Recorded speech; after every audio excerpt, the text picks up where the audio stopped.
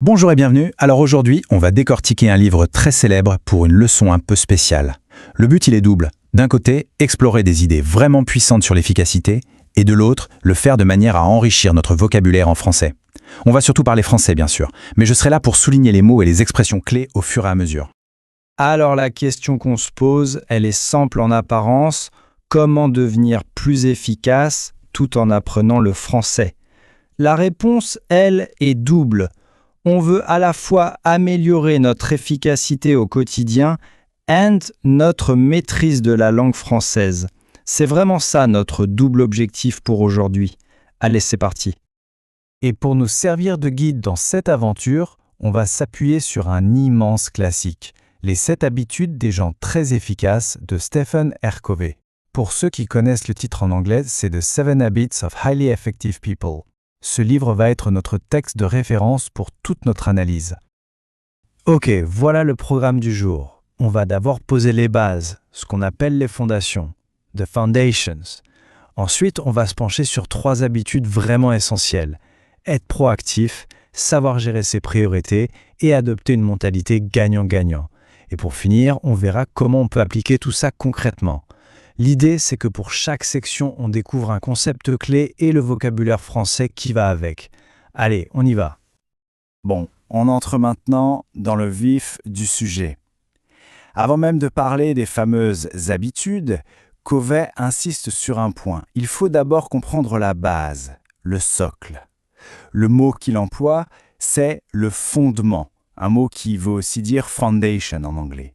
Et ce fondement, il repose sur 2 concepts super importants, les paradigmes et les principes. Et cette citation, elle est vraiment au cœur de tout. Pour cultiver des habitudes efficaces, il faut d'abord opérer un changement de paradigme. En anglais, on entend souvent l'expression « paradigm shift ». Mais au fond, c'est quoi exactement un paradigme? C'est une excellente question et on va y répondre tout de suite. Alors, un paradigme, imaginez que c'est une sorte de carte mentale, une mental map. Attention, ce n'est pas le monde réel, le territoire, c'est juste notre carte de ce territoire. C'est notre perception, le filtre, the filter, à travers lequel on voit absolument tout. Et vous imaginez bien que si notre carte est mauvaise, on a beau faire tous les efforts du monde, on va se perdre. L'objectif du coup, c'est d'aligner nos cartes mentales sur ce que Covey appelle des principes ou principles. Pensez-y comme des vérités universelles, un peu comme des lois de la nature qui ne changent pas. Des choses comme l'équité, fairness, l'intégrité, integrity, ou encore l'honnêteté, honesty. Toutes les habitudes qui sont vraiment efficaces, elles sont construites sur ces principes solides. Parfait, maintenant qu'on a les bases, passons à la toute première habitude, soyez proactif. En gros, c'est l'idée de prendre la pleine responsabilité de ses actions, de sa vie. En anglais, on dirait « It's all about taking ownership ».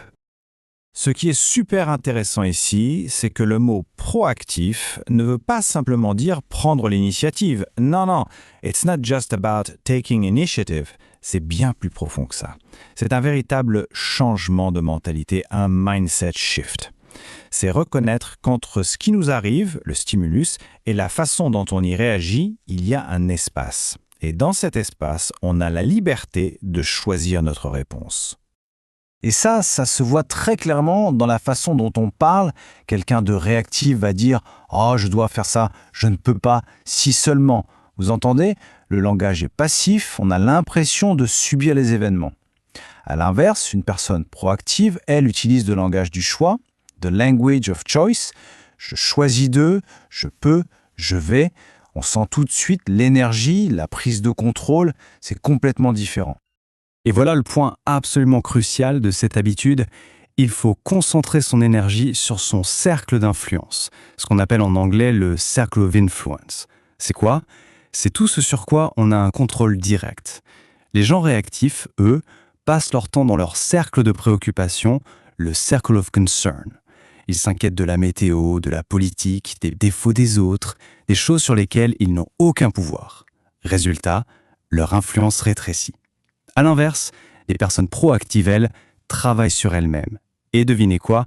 leur cercle d'influence grandit de plus en plus. Ok, on avance. On passe maintenant à l'habitude numéro 3, mettre les choses en premier. En anglais, c'est la fameuse Put First Things First.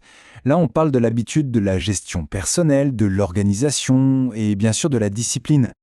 Et pour nous aider à visualiser ça, Covey a créé un outil génial, cette matrice, This Matrix. Elle divise tout ce qu'on fait en 4 quadrants. Regardez.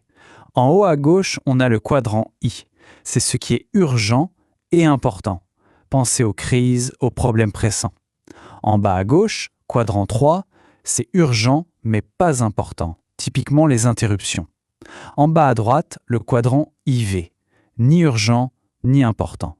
C'est la perte de temps, le waste of time. Et enfin, le plus précieux de tous, le quadrant 2. Ce n'est pas urgent, mais c'est très important. C'est le quadrant de la planification, de la prévention, de l'amélioration. Alors, la grande question, c'est pourquoi est-ce que c'est si important de comprendre ça? Eh bien, tout simplement parce que la plupart des gens passent leur vie à réagir. On est constamment bloqué dans l'urgence, à jongler entre les crises du quadrant I et les interruptions du quadrant TRI. Le vrai secret de l'efficacité, le voilà.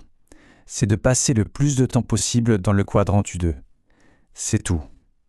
En se concentrant sur la planification, le planning et la prévention, prevention, on commence à réduire la taille du quadrant I1. On a de moins en moins de crises. On apprend à dire non aux choses qui ne sont pas importantes.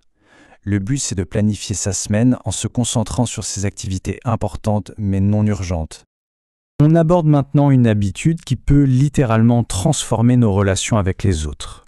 Pensez gagnant-gagnant. En anglais, c'est think win-win. Et attention, ce n'est pas juste une technique de négociation, c'est une véritable philosophie de vie, une façon de voir les interactions humaines. Cette citation résume parfaitement l'idée. Le but, c'est de chercher le bénéfice mutuel, mutual benefit, dans absolument toutes nos interactions. Et pour y arriver, ça demande, encore une fois, un changement de paradigme. Il faut abandonner ce que Covey appelle la mentalité de rareté, la scarcity mindset, pour adopter une mentalité d'abondance, une abundance mindset. Voyons la différence. La mentalité gagnant-perdant, ou win-lose, c'est voir la vie comme une compétition permanente. Si je gagne, ça veut dire que tu perds.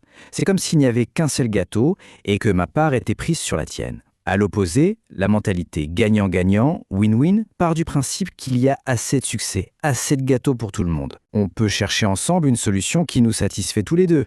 On peut même, pourquoi pas, faire un plus grand gâteau ensemble. Et ce qui est vraiment puissant, c'est comment on l'applique dans la vraie vie. C'est le principe du gagnant-gagnant ou pas d'accord. En anglais, win-win or no deal. Ça veut dire que si on n'arrive pas à trouver une solution qui est bonne pour tout le monde, alors on se met d'accord pour ne pas être d'accord.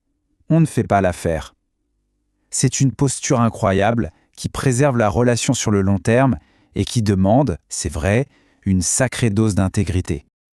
Bon, on a vu de grands principes, mais maintenant la question qui nous intéresse, comment est-ce qu'on peut appliquer tout ça très concrètement à l'apprentissage du français? Eh bien, il est temps de construire notre prochaine habitude en utilisant justement ces idées. On peut très facilement transformer ces leçons en un petit plan d'action. Regardez. D'abord, la proactivité. Engagez-vous à lire une page en français par jour. C'est simple et c'est 100% dans notre cercle d'influence. Ensuite, les priorités. Apprendre un nouveau mot chaque jour. C'est une petite action typique du quadrant 2. C'est important pour le long terme, mais ce n'est pas urgent. Puis, le langage. Essayez d'utiliser un langage proactif en français. Dites « je choisis d'apprendre » plutôt que « je dois apprendre ». Ça change tout. Et enfin, l'approche gagnant-gagnant.